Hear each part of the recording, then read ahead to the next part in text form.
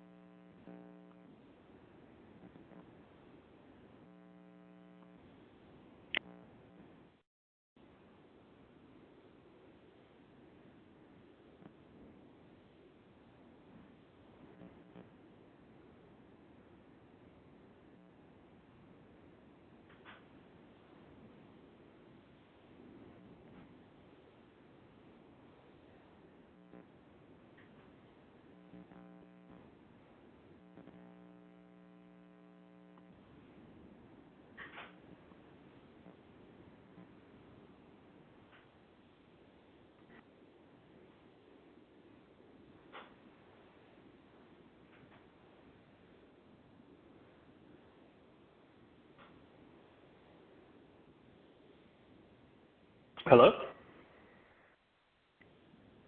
Hi, is that Dr. Mack? It is.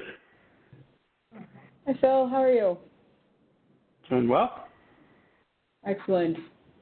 Glad you were able to get in. David said you were having a bit of difficulty, so I'm glad you made it. Just my computer is really slow. Like, really slow. I'll try.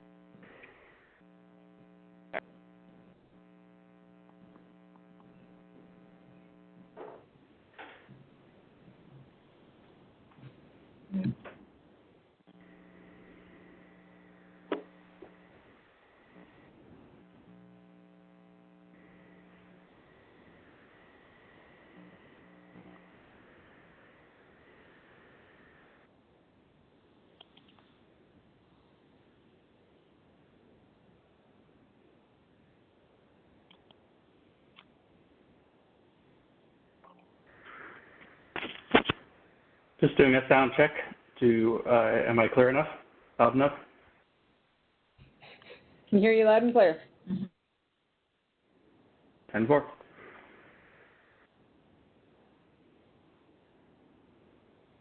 Gen 4, that's cool, Phil. I like it. Roger. Are you talking about the wrapper? No. Oh, okay. There's a rapper, very famous rapper named Logic. Oh, I said Roger. I guess I'm not as clear as I should be. Oh, okay. My bad.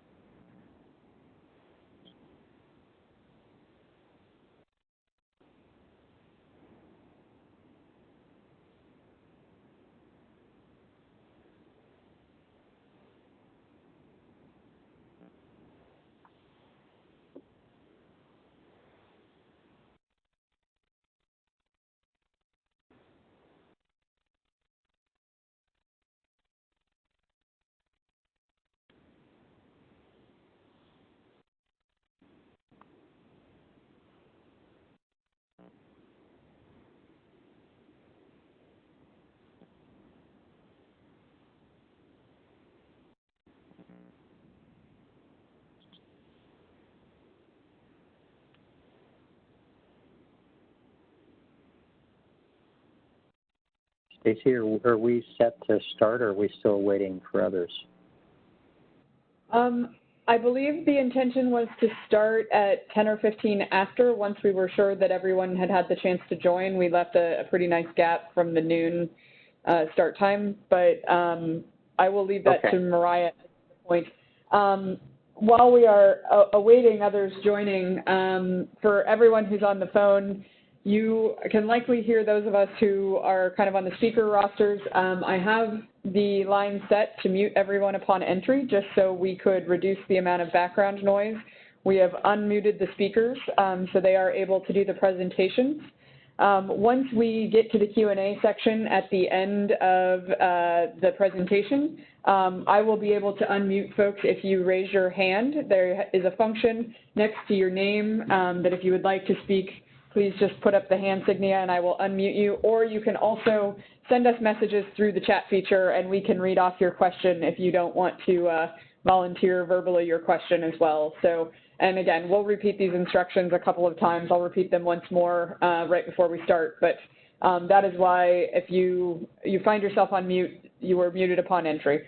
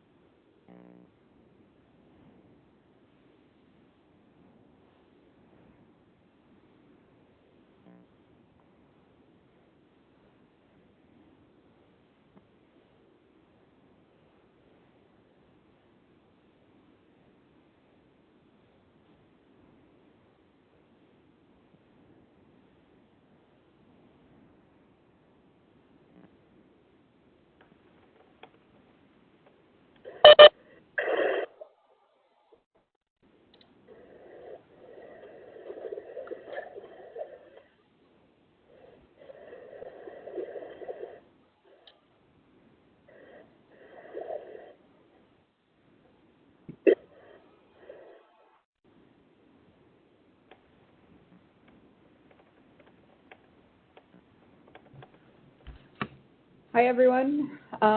Again, we're just giving everyone a chance to join. We will start probably in a few minutes.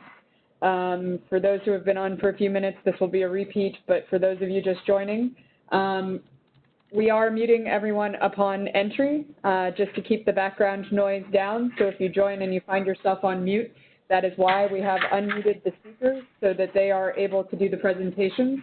For everyone else, we ask that you stay on mute for the duration of the presentations, and then we will have a Q&A session at the end for a good length of time. During that Q&A session, if you have a question and you'd like to have yourself unmuted, there is a feature, if you are on the WebEx, where you can actually raise your hand. There's a feature where you can put your hand up and I can then unmute you and read out your name in order for you to know that you're next up for questioning. If you would like to, if you don't want to have to remember your question all the way to the end, feel free to submit your question via the chat function. and then I can read it out once we get there, and we can go that direction as well. So, and for that chat function, you can either send your question to where everyone can see it, or you can send it directly to myself, the host, Stacey Adam, and I'll be the only one able to see that until it's read out. So entirely up to you, but that's sort of how we will be fielding questions as the day goes on. So again, thank you all for joining. I think we'll probably maybe give it one more minute, unless Mariah, you'd like to get started now, but just let me know.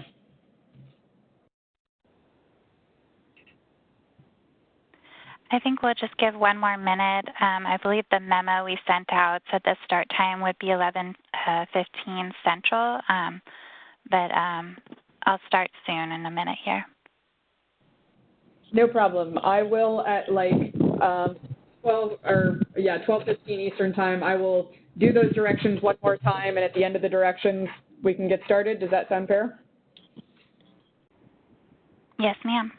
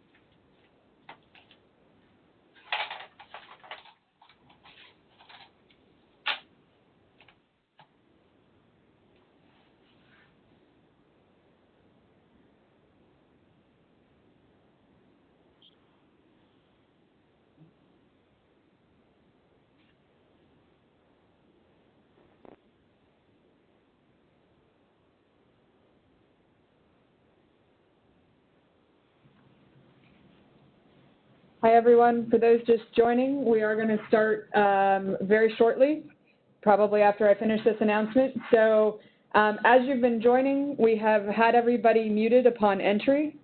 This is to reduce the background noise for the speakers during their presentations. We will be unmuting the speakers for those presentations, but we please ask everyone else to remain on mute until our Q&A session. Once we have finished the presentations and get to the Q&A section, if you have a question that you'd like to ask the group, if you are on the WebEx, you have the ability to raise your hand. There's a little insignia next to your name that you can put up. It'll be a little hand raised. I will then know that you have a question, and I can unmute you and call you by name, and that way we sort of maintain a little bit of order and don't have everyone talking over each other. If you have a question as the presentations are going and you're afraid you won't remember it to the end, you can also submit that question via the chat box. You can either submit it to everyone, which is the default, so everyone can see the question, or you can submit it directly to myself, Stacey Adam, the host, and I will read it out once we get to the Q&A session. But those are kind of the two mechanisms for asking questions. But we do ask that during the presentations, if everyone would please stay on mute just to kind of allow the speakers the best chance to have the message carry through and to eliminate background noise, that would be very advantageous. Thank you so much for joining. At this point in time, I will turn it over to Mariah Norman, and we can get started. Hi, everyone. Welcome to our LungMap S1800A training webinar. I'm Mariah Norman, the LungMap Project Manager and Protocol Coordinator here in San Antonio, our SWOG Operations Office. On the line from our study team, we have our lung map study chairs, Dr. David Gandera, Dr. Roy Herbst, our translational medicine co-chair, Dr. Phil Mack. And for the S1800A sub-study, we have our study chair, Dr. Karen Rettkamp, and I'm not sure if our co-chair, Dr. Konstantin Dragnev, has joined, but he is our co-chair for that sub-study as well.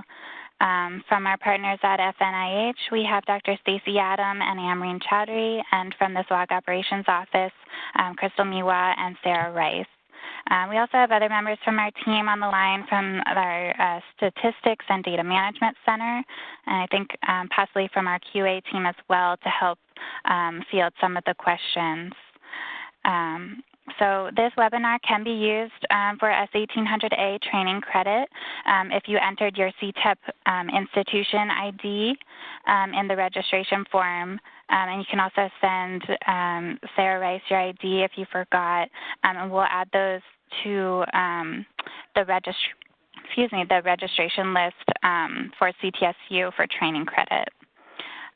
So with that, I'll hand it over to Dr. Gandera to give some welcome remarks on behalf of our Lung Map team.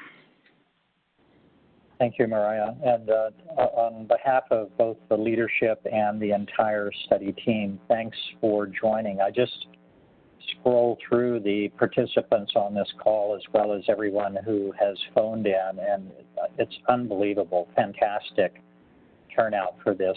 So happy that you're taking some of your time for this S1800A training webinar. For those of you that have participated in this master protocol for some time, you know that this is one of a series of webinars that we've given every time there's a major amendment or change, or sometimes new studies that are different, and that's what is happening today. Lung Map has been accused of being like a chameleon that keeps having to change its color to match the therapeutic landscape that's changing in non-small cell lung cancer, and that's very true. Probably the biggest problem for treating oncologists now in lung cancer is what to do with patients once they have progressive disease after initial checkpoint immunotherapy, and that's what the SWOG 1800 will be the second in our line of trials in the IO refractory space. And then if we can advance, there's the agenda. So the first thing is that my co-chair Roy Herbst will give an overall update on Lung Map. Then Phil Mack, our translational medicine co-chair for Lung Map, will talk about some of the tissue specifications and also the introduction of ctDNA, so circulating tumor DNA, an incredible opportunity for our trial. And because of the number of patients we screen and go on to the study, Lung Map represents a unique resource for that. Then Karen Rettkamp, our sub-study co-chair for 1800A, will tell you about that study. And then lastly, just briefly, I will give an introduction to an additional trial that is coming soon, S1900B. And just to remind you, we'll have questions and answers at the end of the entire session, not after each speaker. And if we can advance the slides, and I will turn it over to Roy. Thank you, David. It's a pleasure to be here and join you and our other colleagues on this call. And it really is a collaboration, the Lung Map, as you can see on this slide. All the groups that are involved, the National Clinical Trials Network, the NCI, the FNIH, Friends of Cancer Research, and working closely with the FDA. We can have the next slide, please. So I'm going to give a little bit of an update where we are. And it's been nearly 5 years now since the trial opened. Hard to believe, but almost exactly 5 years. And one of the goals of Lung Map is to get drugs, targeted drugs with biomarkers to all patients. And so we're going where the patients are, and it's almost like a heat map of the United States that you see there to show you, all the sites that are open and of course more sites in the areas of greater population. But in the 5 years, over 1,800 patients have been enrolled. The screening protocol was opened, the new protocol in 1/28/19. We're going to talk about some of the revisions today. We have 518 sites with IRB approval. 190 patients now have been enrolled to the newest screening protocol. 130 non-squamous, which is, of course, new to lung map. Lung map previously was just squamous, but now it includes non-squamous as well. 56 squamous and 4 with mixed histology. So really, we're pretty updated on this slide of a week ago. You can see that we have large accrual around the entire North America. Next slide.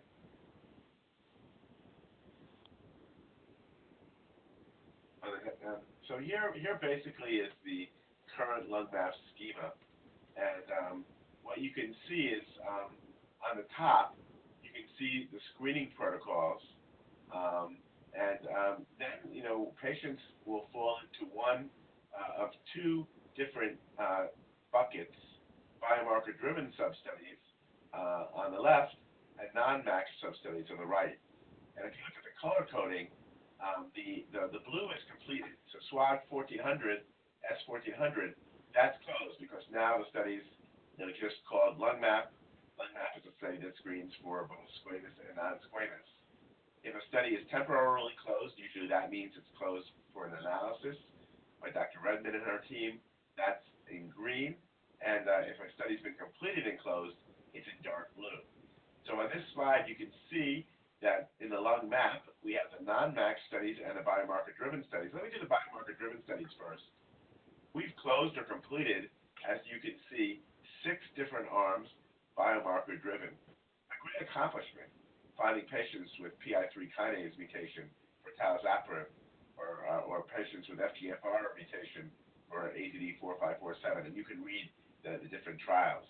And then several of these experiences have been presented already at national meetings, and actually 3 of them, the PI3 kinase, the CDK4/6, and the FGFR, are all coming to publication. They've been accepted. And then you can see that we have open studies. Open now is a study 1900A with rucaparib, a PARP inhibitor, in patients with LOH, BRCA positivity. Then you see a number of studies in development. You'll hear about some of them today. The LOXO 292, that's S1800B. Dr. Gindera will talk about this one later. Of course, RET inhibition, having great activity in lung cancer. And we might talk a little bit, though, as time permits, about the talazoparib and avelumab. And then we have the TAC-228 plus paclitaxel. And then on the right are the non-matched substudies. So the non-matched substudies tend to be studies that involve immunotherapy. We have 2 closed or completed studies: S1400A, durvalumab in the refractory setting in squamous lung cancer. That's been presented, and that manuscript will soon be submitted for publication. And then at ASCO next week, you'll see a poster discussion of S1401 that Luda is going to present, nivolumab and ipilimumab versus nivolumab. That's a very exciting study because it's the combo versus a single agent. We have TMB in that study as well. Stay tuned at ASCO. And then you can see that we have the studies that's actively accruing. The S1400F, that's durvalumab and tremelimumab.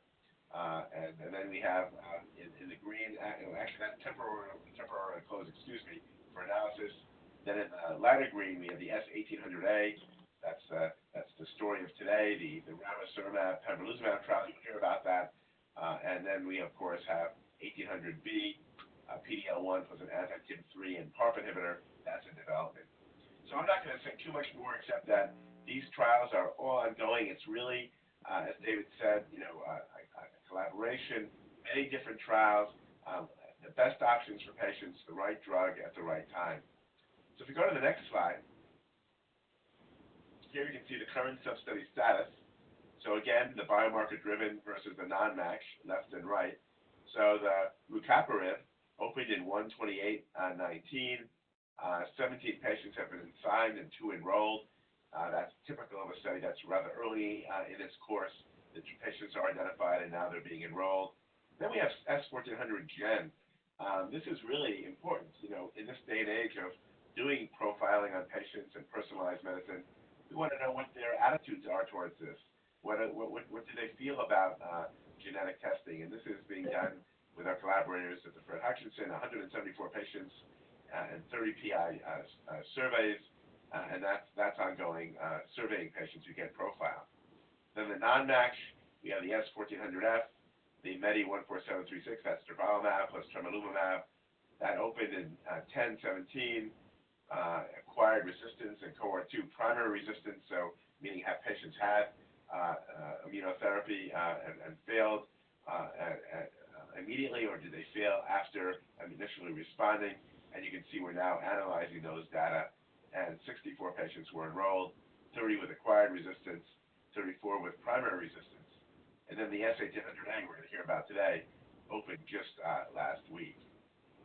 Next slide. And then anticipated future studies. And I just want to put a call out to everyone in this call. Not only are you participating in LungMap, and we're thrilled, but we love your ideas, your advice.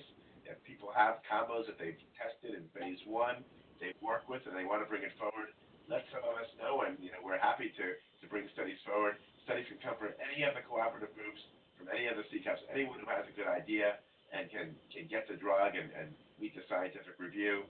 But we have the LOXO-292, I told you about that. I think we're going to say a word about that today. We have the 1900C, talazoparib plus avelumab. Very exciting. We take avelumab, a PD-L1 inhibitor, plus talazoparib, a PARP inhibitor. And then on the right, we have in development TAC-228 plus docetaxel. That's an NFE2L2 drug for KEAP-01 positive patients. We anticipate that next year. And then the SWOG-1800B, which you can see the drugs there, TSR-022, dostarlimab, and niraparib, and that's a non-direct study as well. So new I can't even say the names yet well. Okay, so on the next slide, I think this is just about it. I'm going to stop now. We'll have questions at the end, and we'll now hear from Dr. Phil Mack about tissue specifications. Thank you. Great. Thank you very much, Roy. If we could have the first slide, please.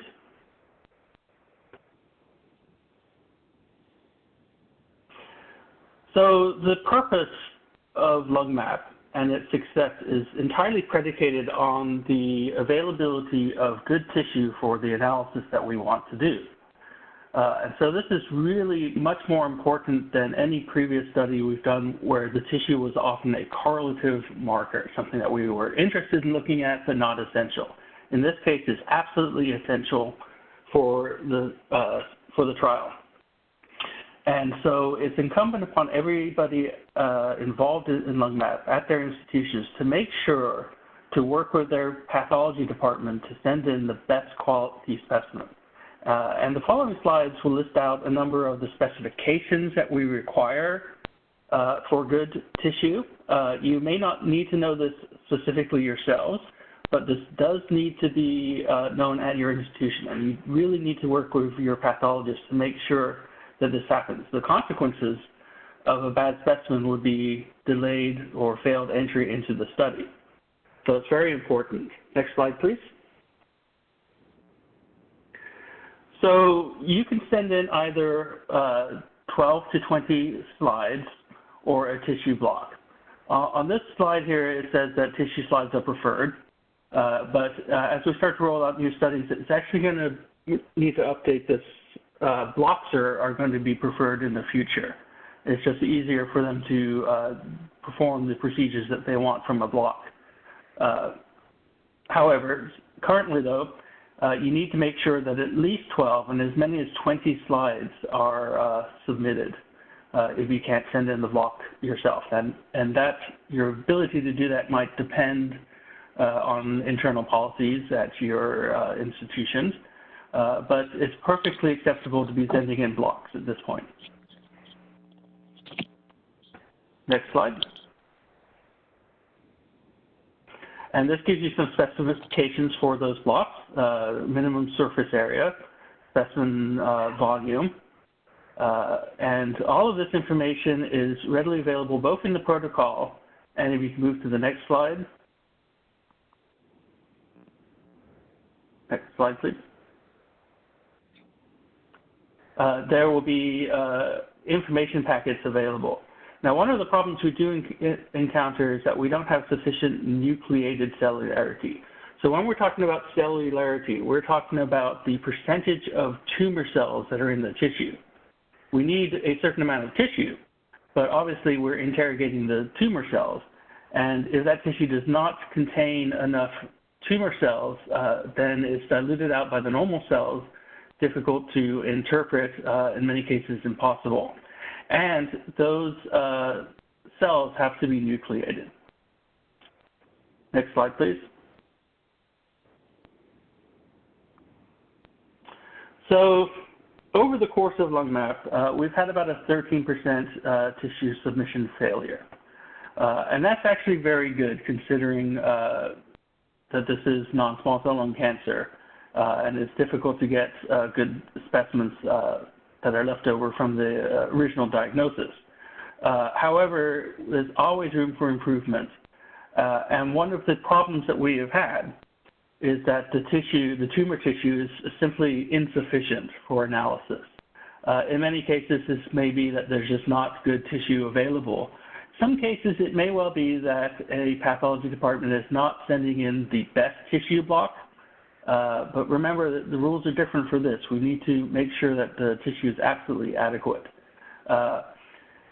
As you can see here, over half of them are just due to tumor insufficiency for analysis. But really, if you look at each category, it has to do with tumor insufficiency. Either there's not enough of it, or the quality is insufficient.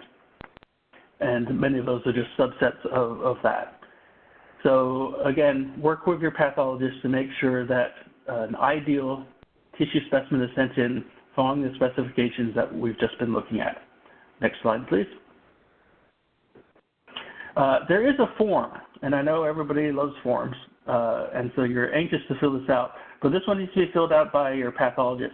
And this is actually the secret to the success of LungMap in terms of getting good tissue, is to really make sure that the pathologist understands that they are responsible for submission of a good quality specimen. So by signing off on it, having your pathologist sign off on the tissue specimen, really has had a great impact on the quality of specimen received. And also it assures us that they understand and know what is required. Next slide, please. Now, as mentioned, all of this information is readily available either in the protocol or in the tissue spec sheet. So make sure that you have a copy of this available. And if you find that you are an institution where you are enrolling a lot of patients onto LungMap, but you're having a lot of difficulty with the tissue quality step, you're getting a lot of rejections and things, that might be a good indication for you to contact your pathology department and make sure that they understand the importance of what's happening and make sure that they have this tissue specs or a copy of the protocol available so they understand what exactly is needed. And with that, we can move on. So now we want to talk about a new type of analysis that Dr. Gander alluded to previously, circulating tumor DNA. And we can bring up the first slide there. So most advanced malignancies, particularly squamous cell of the lung, shed tumor DNA into circulation. They do this simply by dying and lysing their contents out, and the DNA is spread out such that you can actually identify its presence in peripheral circulation. And this DNA is highly fragmented, but that's okay. We're used to dealing with fragmented DNA. In fact, for next generation sequencing approaches, fragmented DNA is required. It's only stable for a few hours, but that gives you a good steady state reading of what's happening for the patient at that time. Now, this is technology that is established and already in routine clinical practice. It's typically used to identify emergent resistance factors. It can be used to expand biomarker detection in patients with insufficient biopsies. So if a patient does not have a good tissue block to send in and is either reluctant or incapable of getting another biopsy, it may well be that we will be able to use a liquid biopsy instead to identify the markers necessary. And there's a lot of future technology that we can use with this approach. Particularly, and I'll just mention this very briefly towards the end of the slides here. We can monitor disease progression over time. We can look at tumor evolution. We can look at the changes in allele frequencies, the difference between metastatic and primary lesions. There's a lot that can be done. And so this is really going to be a profoundly important step as we move forward. Next slide, please. And I just showed this to give you a sense that this technology really does work. This was an analysis of over 8,000 lung cancer specimens, adenocarcinoma. And all of the mutations that you see there on the left were identified out of plasma and verified.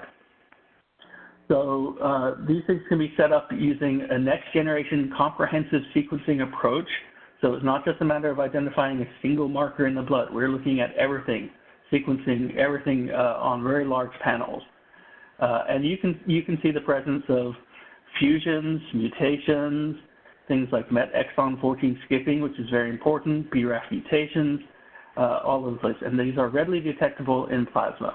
And if you look at the distribution of those mutations, such as the EGFR driver mutations on the right, they follow exactly what we expect from these populations. So we are able to detect what we expect to see, including rare mutations, which is very important.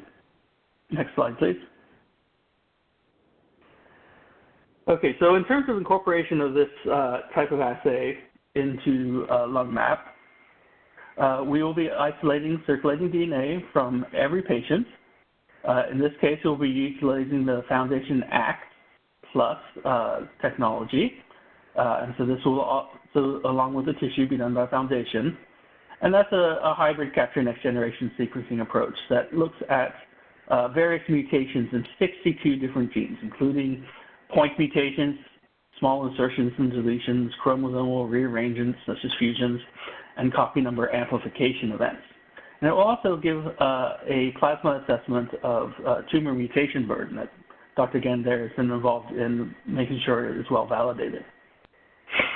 Now, initially, the goal is going to be to detect the presence of mutations at baseline and compare that to the tissue block so that we can get a sense of how informative and accurate this particular technology is.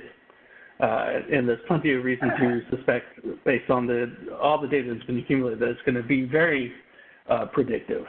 There are almost no false negatives in this type of analysis if it's done correctly, as it will be here.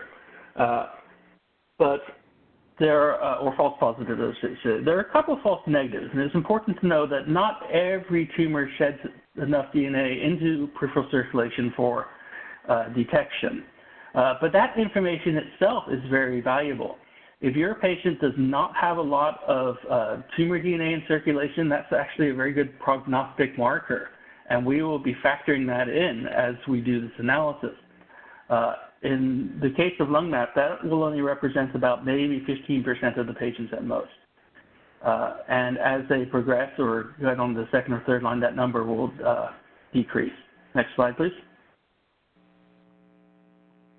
Of course, there's a form, but bear in mind, this will be a very easy thing to accomplish. For those of you who have been contributing to our plasma current collection, which is done with standard tubes, there's a fair amount of processing involved.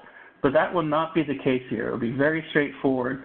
You'll have a kit, and the kit will contain a preservative tube. And all you'll have to do is collect the blood straight into that tube, invert it a few times, put it in the box, and ship it off. And of course, fill out forms. And that's it. So you won't need a centrifuge. You won't need to do anything to it. You have to make sure you don't freeze it. These preservative tubes work at room temperature. So don't try to do anything fancy. Just follow the short directions. You can see the form there on the right that there's really not much to it. So it's designed to be as easy and straightforward as possible. Next slide, please. So just in terms of some future things that we hope to do, Again, we'll be looking at tumor evolution, drug target identification. We can do longitudinal serial analysis of blood draws. We will have a sense in the liquid fraction of not just what's happening in the original primary tumor, but what's happening in all of the metastatic lesions. Anything that is shedding DNA will detect. So we can expect to see some differences between the plasma and the tumor. Don't be surprised by that. The tumor is a very specific biopsy at one spot, but the plasma will incorporate a lot of other lesions out there, and they do evolve. They have differences, so we will capture all of those differences and learn a lot from it. And most importantly, we can look at emergence of resistance mechanisms and changes in tumor biology. If you go to the next slide, which I think is the last slide, this just gives you an example of what you can expect to see over time. That baseline area, that's reporting the detection of, among other things, EGFR, that's the big blue area. And then the patient gets treated with the appropriate treatment, and their circulating tumor DNA levels all decrease because the treatment is working. And so this is a reminder to make sure that you do the draw prior to initiation of treatment. And then over time, the patient is under disease control from the therapy, but we can start to see emergent resistance mechanisms, specific resistance mechanisms start to show up even before the patient is clinically progressing. And when they do clinically progress, we can determine based on the specific emergence resistance, perhaps a next step in treatment, as was the case in this particular patient from UC Davis, where they went on to a very successful therapy based on identification of that resistance mechanism. And so our hope is that we'll be able to do this throughout all patients in LungMap, and we'll have trials designed specifically to utilize this kind of information to keep the tumor growth under control. And with that, we can move to the next slide. And happy to turn this over to Dr. Karen Reckamp.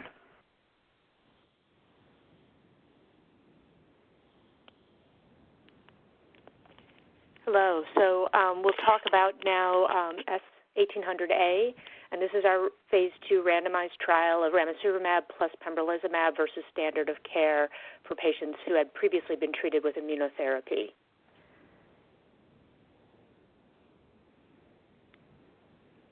You can move on.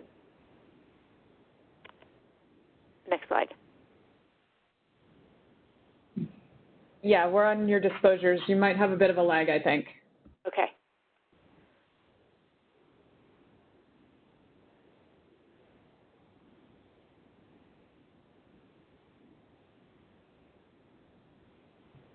Can we move to the next slide? Beyond disclosures? Yes. Yes. Okay. Okay. So VEGF has been important in the immunosuppressive microenvironment in lung cancer and many tumors. Specifically, it can be expressed by tumor cells and decrease T-cell activation. It can increase T regulatory cells and MDSCs and enhance angiogenesis and invasion and metastases.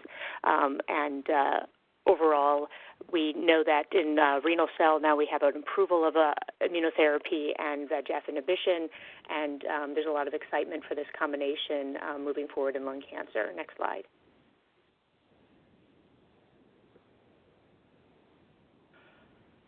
Again, so VEGF is important in modulating the tumor microenvironment, blocks T-cell extravasation, and inhibits proliferation of cytotoxic T cells in addition to proliferation of regulatory T cells and MDSCs. And am I able to move the slides? No. So combination of ramucirumab and immunotherapy, by inhibiting VEGF, we can restore some of these phenotypes. And we know, again, in renal cell carcinoma, there's a lot of data to show that VEGF inhibitors can decrease MDSCs and T regulatory cells and stimulate blockade of the new vascularization and enhance pro-inflammatory cytokines to increase cell killing. So Roy's group performed a phase 1A, 1B trial looking at pembrolizumab and ramucirumab, and this is just a summary of the results, where they looked at tumor response by PD-L1, and the middle area is where they looked at non-small cell lung cancer, and these are patients who had not received prior pembrolizumab or prior immunotherapy. Response rates were 18% in those with less than 1% PD-L1 and 45% in those with greater than 1% PD-L1. And disease control or stable disease was 80% and 90% respectively. Next slide. Just looking at toxicity from this trial, overall it's what we expect from immunotherapy and VEGF inhibitor therapy, hypertension, the autoimmune hypothyroidism, and proteinuria as the VEGF toxicities, but nothing significantly more than what we would expect, and very few grade 3, grade 4. So this is the schema for SWOG-1800A, registration and screening, then the sub-study for a non-matched arm. Arm A will be standard of care, which includes docetaxel and ramucirumab, docetaxel alone, gemcitabine alone, or pemetrexed, and pemetrexed only for non-squamous cell, non-small cell lung cancer. Arm B, pembrolizumab plus ramucirumab. So our objectives are looking at overall survival, and secondary objectives looking at response rates, disease control rate, duration of response, toxicities in each arm, and investigator-assessed PFS, and evaluating clinical outcomes by stratification factors. In the translational area, we will be looking at PD-L1, tumor mutational burden, and again, as Phil has alluded to, we'll be looking at blood and tumor mutational burden and other studies from the blood samples. So the treatment arms, again, the arm A is standard of care, which is investigator's choice, includes docetaxel, gemcitabine, pemetrexed as single agent, pemetrexed only for non-squamous cell, and ramucirumab and docetaxel as a combination. Of note, the ramucirumab is covered by Lilly for both arms, so if the ramucirumab is chosen, it will be provided by the study. Ramucirumab and pembrolizumab will be for arm B. Disease assessments are every 6 weeks, and patients continue until disease progression or unacceptable toxicity. The key eligibility criteria, at this moment, it is progression following one line of anti-PD-1 or PD-L1 therapy for at least 84 days, meaning that they had some stable disease or response, either alone or in combination with platinum-based therapy. Prior TKI for those who have EGFR, ALK, ROS1, or BRAF, so patients with these alterations are allowed on trial. Performance status 0 or 1, no autoimmune disease, and no history of hemoptysis of greater than a half teaspoon. And we are working to update the eligibility to be inclusive of patients who have received immunotherapy followed by chemotherapy, immunotherapy with chemotherapy, or chemotherapy followed by immunotherapy.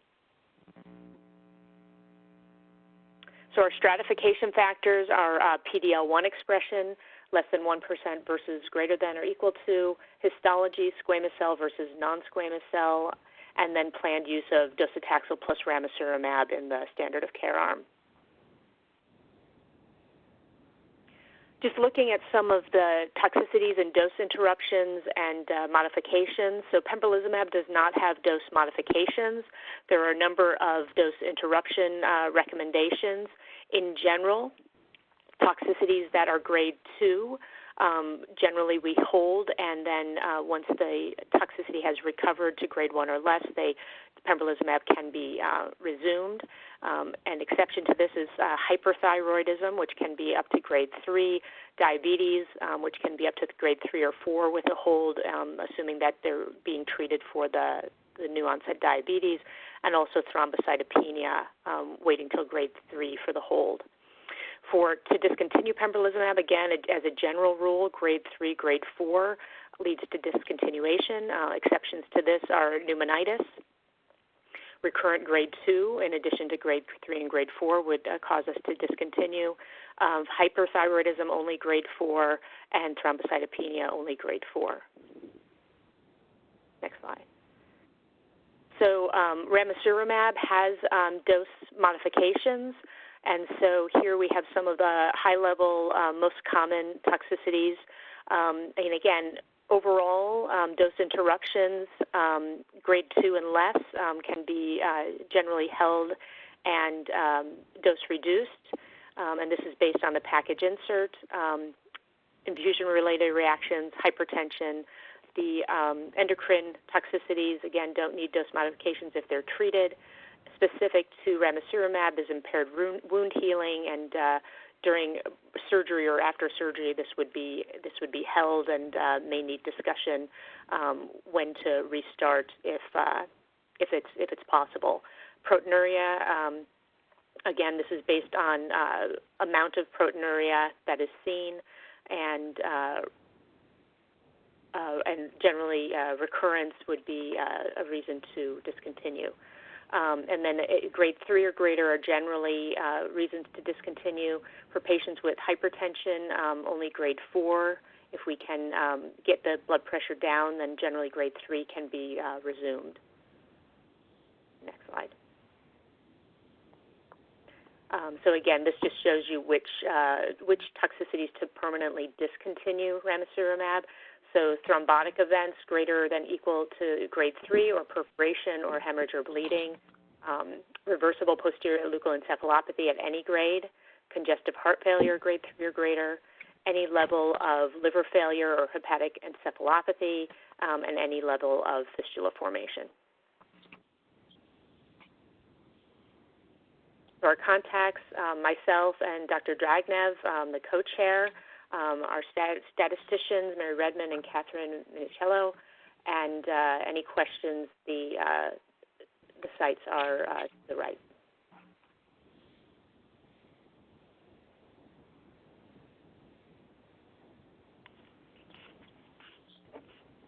Okay, thank you, Karen. It's David Gandera here. And again, for those that came on late, we will have a question and answer session just after this brief presentation on S1800B.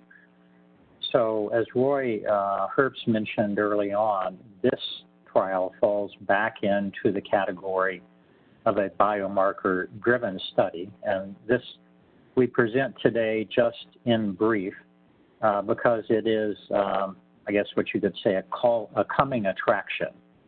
And we don't know the final details of the protocol yet. It's still being developed and reviewed by CTEP. But at least we wanted to mention it on this webinar because I think it's extraordinarily exciting. We're really pleased that we're able to get this exciting and highly active agent into LungMap. So as you can see from the study title, here, if you can go back. This is a phase 2 trial of LOXO-292, which I just recently found out actually has a name, selcaptanib or something along that line, which I had previously not known, which some of you know is a highly active agent in patients with both non-small cell lung cancer and thyroid cancer who have RET fusion positive disease. So if you can go to the next slide.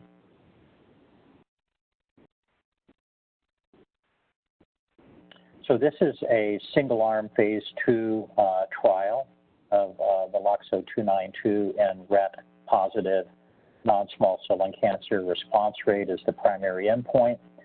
So you may wonder, well, how does this fit with the already breakthrough designation of this drug with the FDA for this purpose? And the answer is that it is complementary. Everyone wants to know in a larger patient cohort, what is the activity? We know already it's pretty well tolerated, but again, in the community, what are the side effects? So you can see this is set up to be a pretty large phase 2 trial, 175 patients, all of whom are designated to be RET fusion positive. I won't go into the details of that today, but it is for also patients who are naive to RET inhibitors. In other words, so this is not for patients who've already failed the older RET inhibitors. And it's currently being reviewed by CTEP, as you can see. If we can go to the next slide. And that brings us to the question and answer session. And Mariah, maybe if you can help gauge any questions that come in by various means. We have as much time as we need to address questions for any of the presentations today. Probably not too many, though, on this last LOXO 292 trial because, again, we just gave you a snapshot today, but we don't know the final details on some of the questions you'll probably have yet. But particularly for S1800A, Dr. Reckamp is on the line, and I'm sure she'd be happy to take any of your questions. We're really excited about that combination. Many of you know there's another very positive trial in EGFR mutated lung cancer coming up next week at ASCO, which includes ramucirumab. So questions?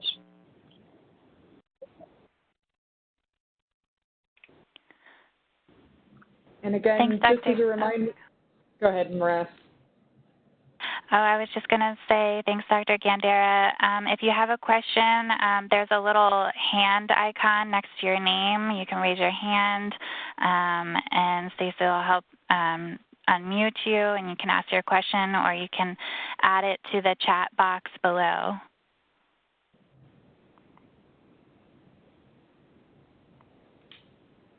A question that we've been receiving pretty regularly while we've been monitoring is if the slides would be made available.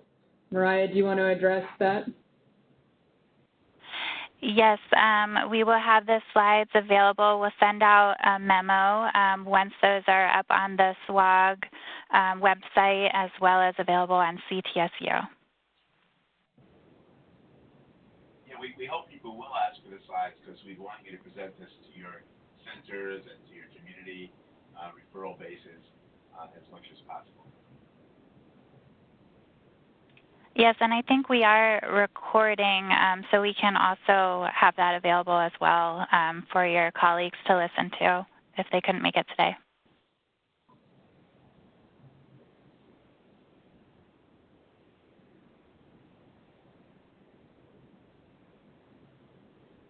No other questions so far, Mariah, but go ahead. Our presentations must have been crystal clear. No, they were very, very good. We just got one. So for initial screening, the tissue specimen and ctDNA are both required, correct? Phil, are you still on, Phil Mack? I am, yep. But I figured you can, the answer is yes. In other words, just to expand on what Phil had said earlier, we're not using the blood right now to make an eligibility for eligibility, but we are collecting it so that we can compare it to the tissue, and we can also look at feasibility and how good we are at collecting the blood and our accessibility rate. So we are requiring it, but we're not going to use it yet. But it probably will be coming in the future. And the more submissions that we get, you know, if it's all working very well very quickly and we have an amazing validation round, then we can move on to the more interesting aspects of plasma analysis, including potentially using it for admittance of patients onto a trial without a biopsy. But we can't do that yet. we have to make sure that it's gone through all of the validation necessary. So we absolutely appreciate all of your help in submitting a CT sample. Yes, and as a follow-on, oh, go ahead, David, sorry. I was just probably going to say the same thing, Stacy, that others may also ask, will you get the results of the test?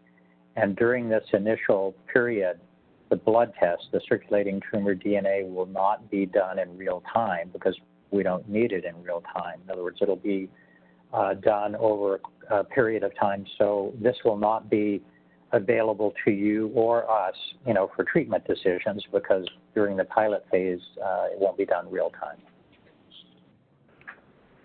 And there was a follow-on question, David, and that's a very good point. This follow-on question was also around the ctDNA, but it was around a nuance that we have that if the ctDNA was submitted with the main lung map study because a fresh biopsy was conducted, would we also need to resubmit another blood sample for ctDNA at S1800A registration? Wow, we may have to go to somebody in administration to answer that. I don't know. Phil, do you know? Yeah, I don't think if a blood specimen was sent in and it was sent in under the correct parameters as outlined in the protocol, even if the initial biopsy fails, it may be perfectly acceptable. You may not need to send in another.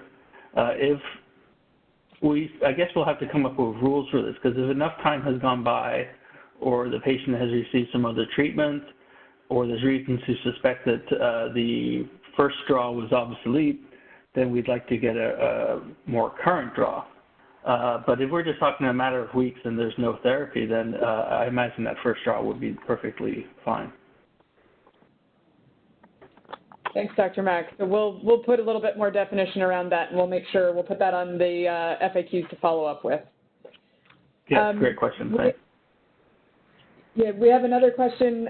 What is the current turnaround time with LungMap from the receipt of specimens to our ability to randomize to the sub-studies?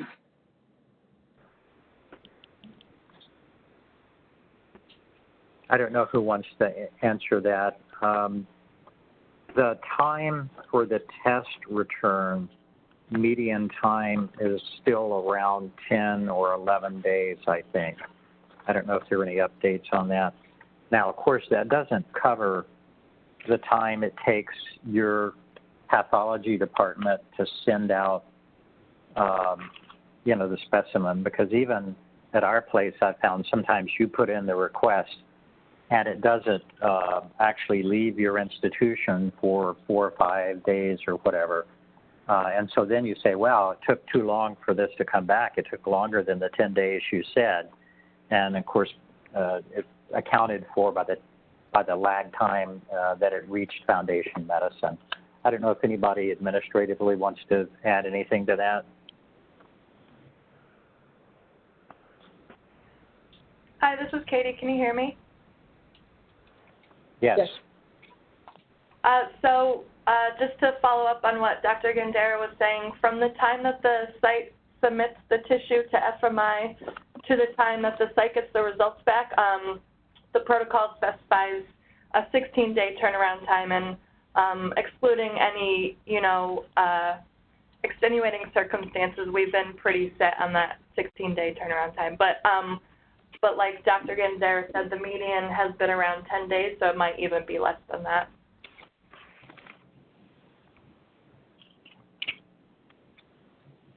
Okay. We have another question. So Dr. Retkamp mentioned in her presentation that the ramucirumab would be covered for both arms if that was selected both on either standard of care or the treatment arm. There's just a quick question to assure that the Pembro will also be covered for Arm B. And I will just go ahead and answer that. The answer is yes, it will be provided by PMB with the ramucirumab for the treatment arm. There is another question that sort of follows on again around the liquid biopsy. If a patient does not require fresh biopsy, When would the ctDNA be collected? The protocol states 7 days from biopsy or the same day. I assume that they are referring to the screening protocol and that there is going to be another outline in the S1800 protocol for the baseline, but can someone confirm that that's true? That sounds accurate. I mean, generally speaking, the important parameters is that the patient is not on treatment when you draw the blood. I showed you that one example where if a patient is on a treatment that is even working a little bit, that will decrease the amount of circulating tumor DNA in there. But I think it's clear that we need to write out some very specific guidelines for what to do when there are the need for fresh biopsies or not. Otherwise, it's 7 days before is the kind of the bottom line there. So if I can just clarify, this is Katie again. As of right now, only LungMap patients who register to the screening protocol who need a fresh biopsy need to submit ctDNA. If you're submitting archival tissue, the ctDNA is not required for the screening protocol. And I think Crystal had put that in the chat box as well. For the screening protocol, good point, yes. Yes, but there will be a baseline. If you're using archival material for assignment with the NGS and you're assigned to S1800A, there will be a baseline draw that will be required. Yes. Okay. And Dr. Mack, thank you. I think that, putting together some very clear instructions would be very helpful, so we'll make sure that we put that on the list of to-dos. We have another question that says, what would be the advantage of combining Pembro with RAM versus a physician electing to combine RAM with docetaxel? So that is the question that this study will answer. We believe there's a benefit to the pembrolizumab-ramucirumab combination, and that was shown in the early phase study. And right now, docetaxel ramucirumab is one of the standard of care options, and we are trying to compare that. That this study will answer that question. Thanks, Karen. Another question, where can we find the pathology handouts on CTSU for the best types of slides or blocks? That should be available under the LungMap protocol tab on CTSU. I'm checking right now, but I believe it's under education and promotion.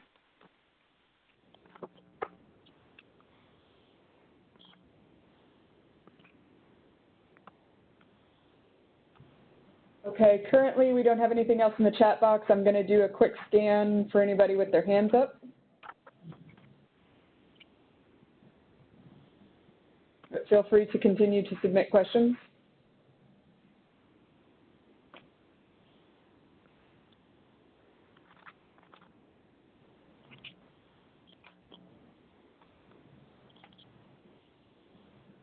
I am not seeing any more questions at this time.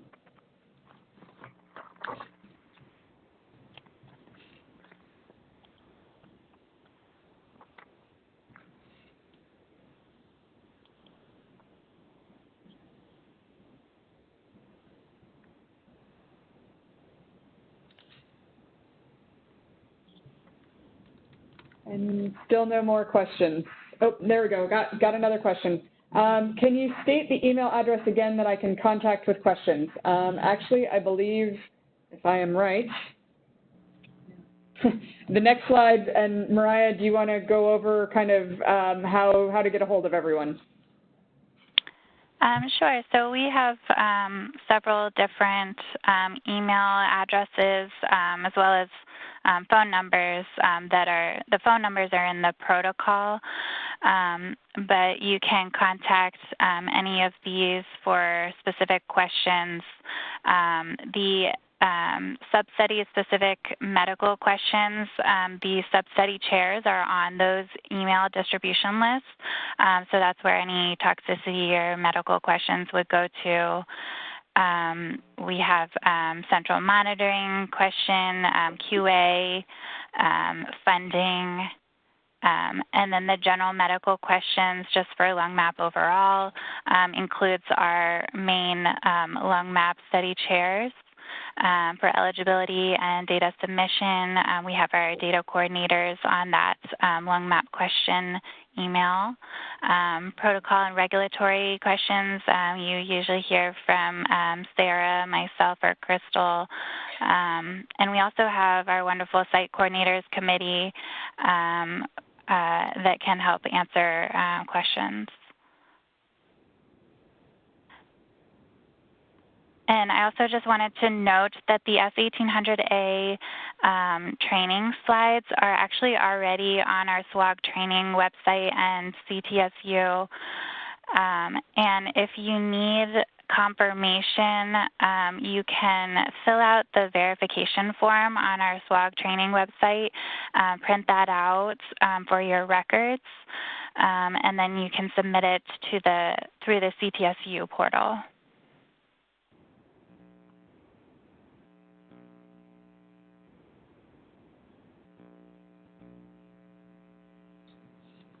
Thanks, Mariah. Are there any other questions? I've seen none come in via chat yet.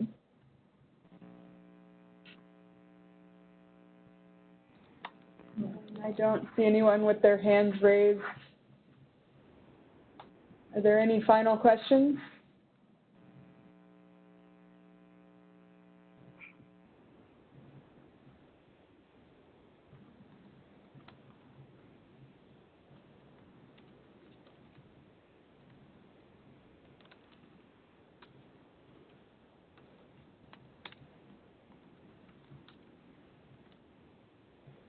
And Mariah, I don't have any more questions coming in via chat or hands raised.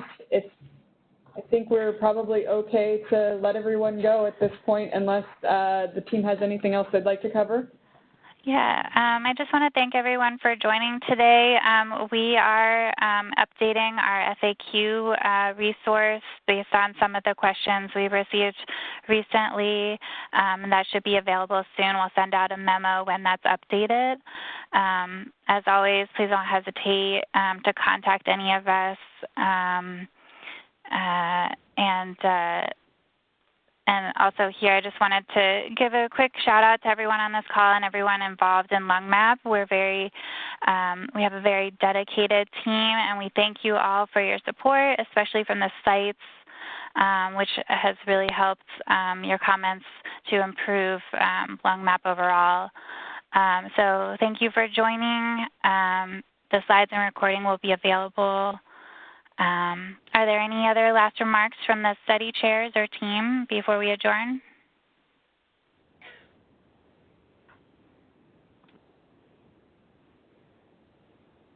Okay, well, thank you, everyone, and have a wonderful weekend. Bye. Thank you, everyone.